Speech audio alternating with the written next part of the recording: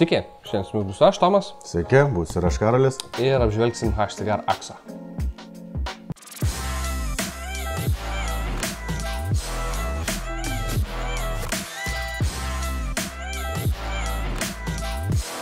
H-Cigar AXO gaunam tokioj dėžutėj. Viduj turim popieriukų, 2 tuščias kapsulės, mikro USB krovimo kabelį ir buteliukas su adatėlė. Ir be abejo patį AXO. Parodysiu, kaip paruošti įrenginį naudojimui. Jums reikėtų įsilupti kapsulę, komplekte 2, vėliau galima jau įsigyti atskirai. Ir štai čia vienam šone yra tokia gumytė. Užkišam pirštuką ir opa. Ir čia turim tada skylutę, per kurią pilam skystį. Kapsulė talpina iki 1,4 ml skysčio. Tai užsipildo gana greitai. Tiesiog įstatom ir pilam.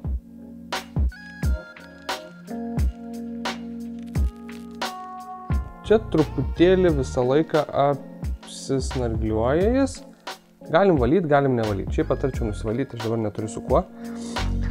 Bet svarbiausia neskubėti yra pildant, nes jeigu labai užskubėsit, susidarys oro burbulas, kamštis ir skystis neis nebe į vidų, o tiesiog bėgs visur į šonus.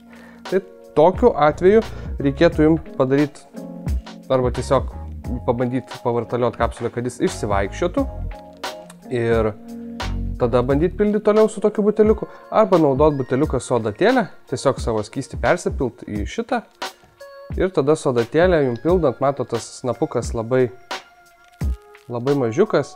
Ir jisai va čia gali tada giliai įlyst ir jisai neleidžia susidaryti tam oro burbului, labai patogiai užsipildo. Bet aš tai naudoju tik tokiu atveju, jeigu su šituo neišeitų užpildyti, nes man gaunasi, tai tiesiog įspėju, kam šitas buteliukas komplekte. Ir viskas, tada įstatom kapsulę į įrenginį. Turėtų sužibsėti švieselę, štai čia. Va, sužibsėjo. Ir viskas, dabar šiek tiek luktelkit pirmą kartą naują kapsulę užpildę, kol galvutė įsigers gerai skysčio. Trumpai tada galim apžiūrėti patį įrenginuką. Čia turim mikro USB krovimo lizdą, čia turim lemputę, kuri informuoja mus apie traukimą.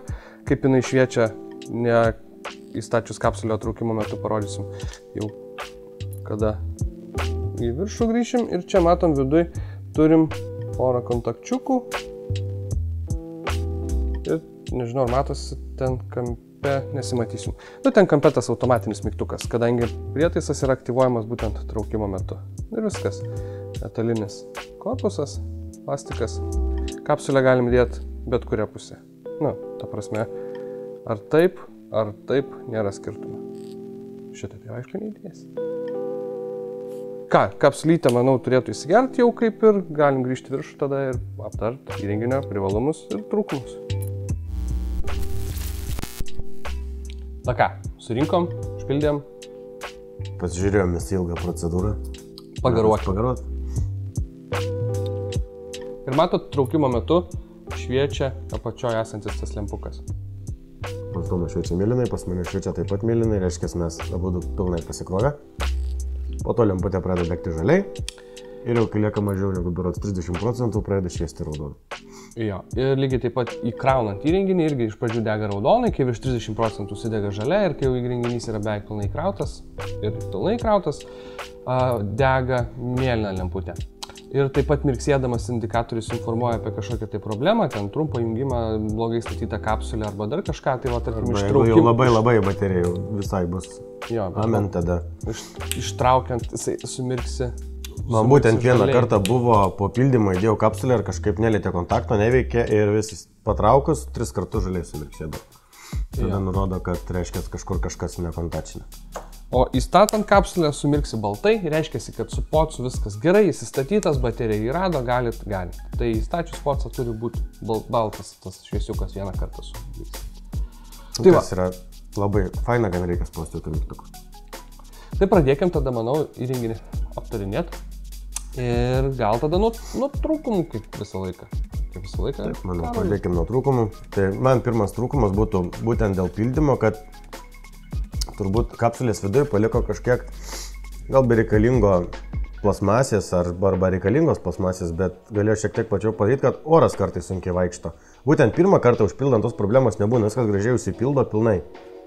Bet kai norim vėliau pildyti, va čia viršui, pavyzdžiui, šiek tiek pasilieka ir turi vartytis, jeigu nori užpildyti pilną kapsulę. Tai vat galėjo tobuliau padaryti tą sistemą. Arba kažkur gal tiesiog trūksta antros skylutės oro išėjimui, tarkim. Čia toks labai nedidelis realiai trūkumas atsiranda tada, kai nori pilnai užpildyti visą kapsulę. Jo, bet šitą išspręst mums padeda komplekte esantis tas buteliukas su adatėlė. Tas buteliukas ten iš šono gražiai tą adatėlę įlenda ir mes galim tada pilną kapsulę užpildyti. Bet vis tiek tada reikės šiek tiek pavartyti, kad burbuliuką išvaryti iš kitos vietos. Jeigu pilnai norėsim užpildyti. Jo, bet jau lengviau negu su buteliuku, kuris uždengia visą tą pildymui skirtą skylutę. Bet šiaip, kaip pavyzdys, su likvos buteliukais tai pildosi puikiai. Telpa į tą pildymo skylutę ir dar lieka laisvos vietos išeiti orą. Tai va, tai tas pildymas toks tikrai nėra sudėtingas procesas. Tikrai nėra tragedija, bet, nu, aišku, nėra tobulas, taip galima pasakyti. Kitas iš trūkumų būtų, nors įrenginys teoriškai turėtų atiduoti pastovę galią, aš tikrai jaučiu, kai įtampa, kada tu pastoviai garini tiesiog tarp žalios ir tos mėlynos lemputės nelabai jaučiasi, bet kai jau dega raudona, ir paskui... Jau dar dega žalia, bet jau tuoj užsidegs raudona, jau gali jausti, kad jau tuoj užsidegs raudona. Jo, ir ta raudona kaip užsidega, tai jisai jaučiasi, kad garuoja silpniau. Tuo metu tu nejauti, bet kai tu jį pakrauni, jisai labai greit pasikrauna. Ir tu jį pakrauni ir paimi garinti ir dega vėl mėlyna ir tada tai tikrai pajauti skirtumą, kurį jutai ten prieš 15 minučių. Tada netgi galima sakyti, kad smogė. Jo. Dar vienas dalykas, man čia ne minusas, šiaip pastebėjimas, kas mane tiesiog erzino. Įsipakau naują įrenginį, laiką tokio tipo įrenginius, pirmiausia dedu pilnai pakrauti. Įkišau, žiūriu, raudona, gerai, po poros minučių žalia. Gerai, viskas, pasiruošęs, instrukcijos, aišku, iš pat pradžių neskaičiau. Pradėjau naudoti, garinu, šiek tiek laiko praėjo vėl raudona. Tai neaugi tai mažai laiko. Tada teko skaityti instrukciją ir supratau, kad pilnai pakrauti yra mėlyna, ne žalia. Kas yra ganėtinai apgaulinga. Galėtų atvirkščiai būti. Galėtų, jo, nu čia toks, realiai. Bet sužinojai ir viskas pasakė, tada. Jo, ir viskas, ir žinot. O aš tai dar trūkumėlį duodu dėl to, kad mikro USB, o ne USB-C. Come on, visi jau pereidinėja, ypatingai kai tokį įrenginuką tu tik per čia ir krauni ir, sakykime, prie telefono kažkur turint labai greitai. Jau tu ateis laikas, kai neturėsim telefonus, to paprastu mikro USB. Jo, tada turėsi šitam reikalui. Jau taip dabar jam, jeigu tavo telefonas turi CIT, šitam turi turėti atskirą įkroviklį. Tai, nu, taip, sakykime, trūkumas. Aišku, komplekte yra kabelis visada, kurį gali naudoti su to pačiu pakrovėju, bet jau galėtų. Bet jau kabelio kažkur neįsinešiai. Būtent dėl naudojimo patogumo, kad bet kurią pusę galėtum išdėti. Šiaip pusbas apačioje labai patogu. Pasirenginys. Aš manau, čia jau tada pliusus gali pereiti. Jo, pats įrenginys, man patiko, kad USB yra apačioje, jis, sakykime... Nesugadina to dizaino, visas toks švarus. Jo, ir jį tiesiog įkišus pakrauti, jisai kažkur guli, gali, jeigu, sakykime, prie sienos krauni su trumpesniu laidu, jis tiesiog kažkur kabo tvirtai, niekur jisai nenukrenta, nereikia kažkur tai ten specialiai pastatyti, paguldyti, tada kažkokią keistoj padėtį laikyti.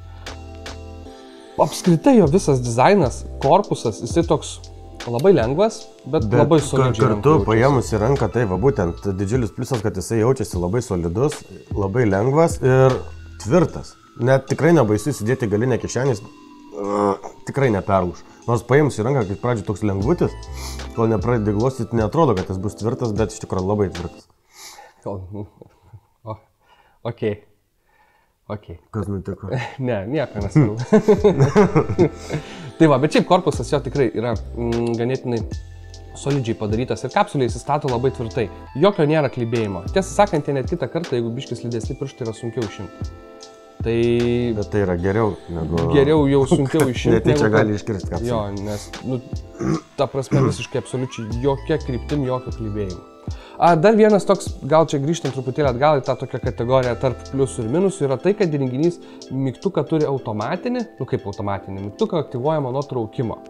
Asmeniškai man labiau patinka ta sistema kaip vypiai, kada tu pilnai kontroliuoji įrenginio veikimą su tuo išoriniu mygtuku.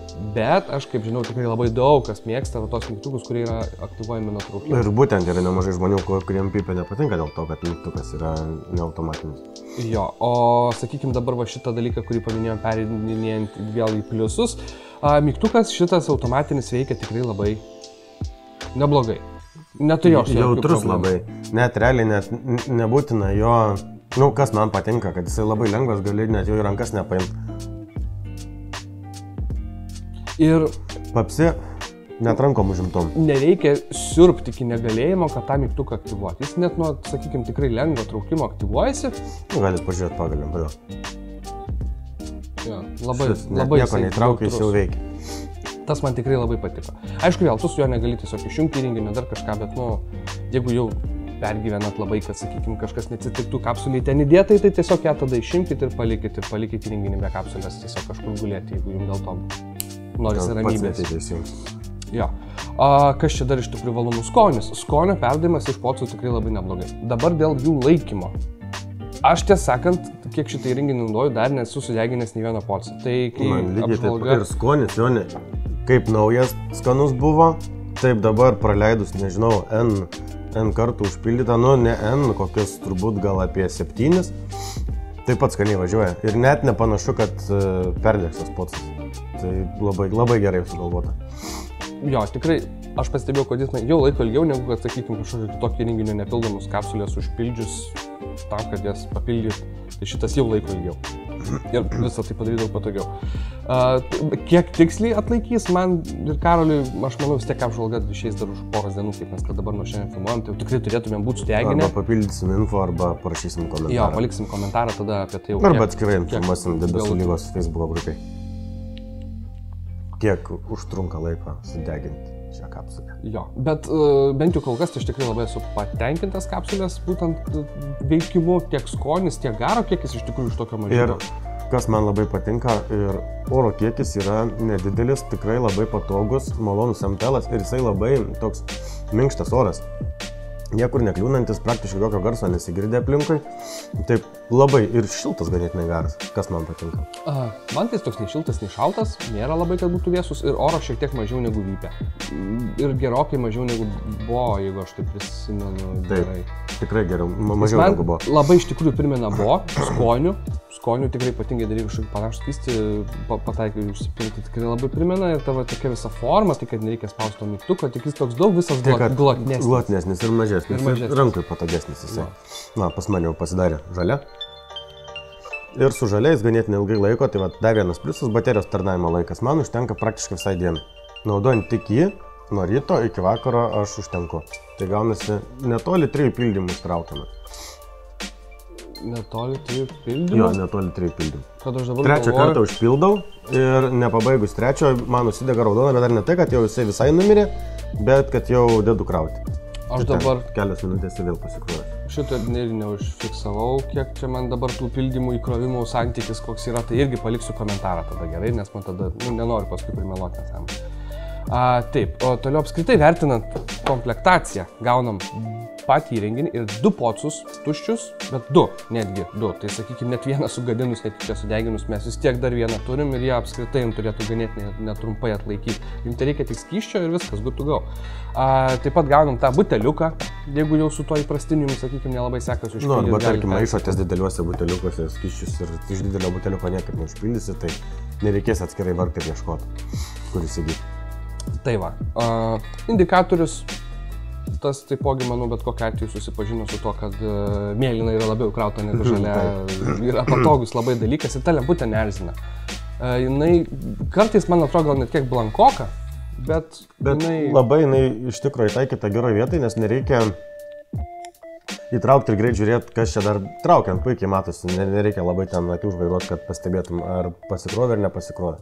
Bet jeigu labai jau tie oboliai ir neapsiverčia iki apačios pažiūrėti, kiek tas įrenginys šviečia traukimo būtent metu, tai jinai dar šiek tiek palengviau užgęsta, tikrai galima baigus traukti pažiūrėti.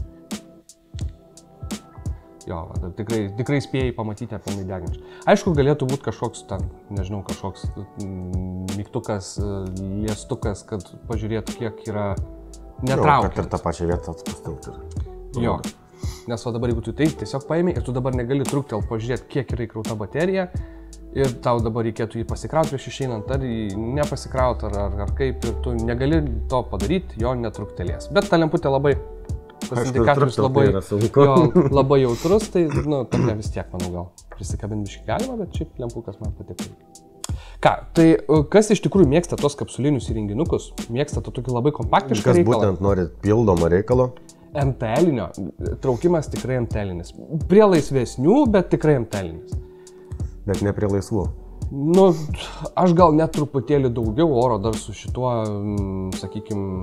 Nu, tu tokį laisvesnį kaip MTL mėgsti, tai tau patiktų netgi, jeigu būtų šiek tiek Jo, gal daugiau čiučiuką. Mano garininkai aš mėgstu tokį labiau pasipriešinantį pats tas. Man vypės oras buvo pats tas, o pa šitą yra čiučiuką mažiau. Tai va taip pat, nu, bet ta prasme tikrai susigyvenau, man oras jo patinka, tikrai geras oras. Tikras MTL-as, jokių nesąmonių. Direkt langinti jau su, aišku, nelabai. Tiek su druskiniu skysčiu, tiek su paprastu nikotinu važiuoja puikiai. Aišku, paprasto nikotino jau reikės jums gerokai daugiau negu... Nors ne, aš naudoju 12, bet norėčiau 18. Jo, su druskinuku šiaip jis irgi trauhito tikrai didelio neturi. Tikrai nėra labai toks, kad būtų tas garas aršus, aštrus, labai kad graužintis gerklė būtų ar panašiai, net ir 20 mg garint.